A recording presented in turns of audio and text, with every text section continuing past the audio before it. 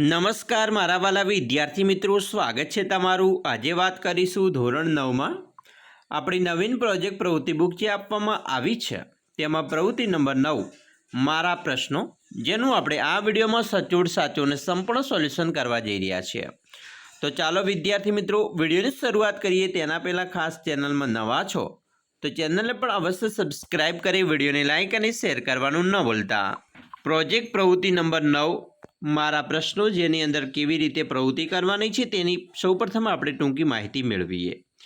મિત્રો, તમે રોજિંદા જીવનમાં વર્તમાનપત્રો, ટીવી, રેડિયો કે મોબાઈલમાં સમાચાર અને બનતી ઘટનાઓ વિશે સાંભળતા જોતા હશો। ટીવી પર ઇન્ટરવ્યૂ અને જાહેરાતમાં પણ ક્યારેક એકબીજાની વાતચીત કરતા તમે સાંભળ્યા હશે, જેમાં માહિતી મેળવવા માટે પ્રશ્નો પૂછાતા હોય છે। અહીં તમારે એક એવું ચિત્ર લગાવવાનું છે જેમાંથી તમે ઓછામાં ઓછા 15 પ્રશ્નો બનાવી શકો। તમારે આ ચિત્રના આધારે અહીં 15 પ્રશ્નોની નોંધ કરવાની છે। તમારે આ પ્રશ્નોના જવાબ લખવાના નથી। તમારી પ્રોજેક્ટ પ્રવૃત્તિ બુકનું આ ચિત્ર તમારા મિત્રને બતાવી તેને આ પ્રશ્નો પૂછવાના છે અને તેની પાસેથી જવાબ પણ મેળવવાના છે। વિદ્યાર્થી મિત્રો, આપણે અહીંયા સૌપ્રથમ ચિત્ર લગાવવાની જગ્યા આપેલી છે, ત્યાં ચિત્ર લગાવીશું।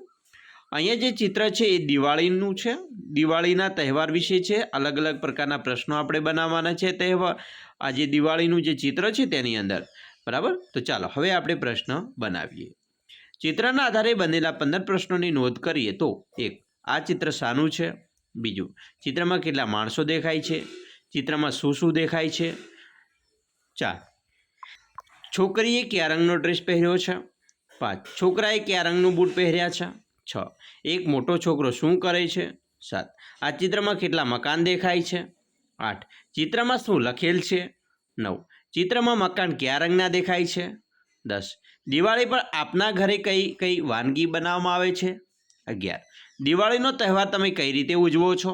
12. દિવાળી તહેવારોનું મહત્વ જણાવો। 13.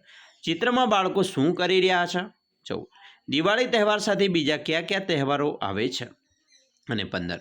ચિત્રમાં આકાશ કેવું દેખાય છે? તમામ માહિતી મિત્રો સાથે આપણે આ વિડીયો બનાવ્યો, જેના ચિત્ર સાથે મિત્રો 15 પ્રશ્નો આપેલા છે। તો તમારા મિત્રો સાથે મિત્રો ડિસ્કસ કરો અને આવી રીતે તમે પ્રશ્નોત્તરી પણ કરી શકો છો।